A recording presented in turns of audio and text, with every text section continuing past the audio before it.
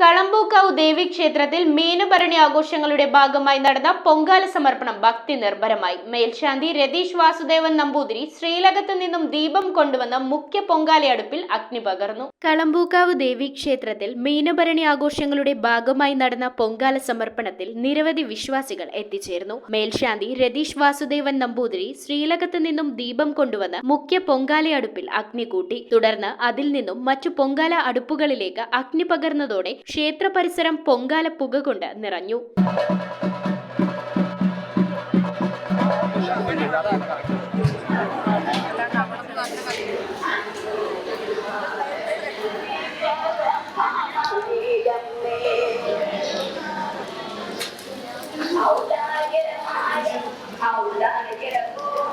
ഉച്ചപൂജയുടെ നിവേദ്യഘട്ടത്തിലായിരുന്നു പൊങ്കാല സമർപ്പണം. News bureau, Piravam. ഓം നമോ ഭഗവതേ വാസുദേവായ ധന്വന്തരയേ അമൃതകലശഹസ്തായ സർവാമയ വിനാശനായ ത്രൈലോക്യനാഥായ മഹാവിഷ്ണവേ നമഃ.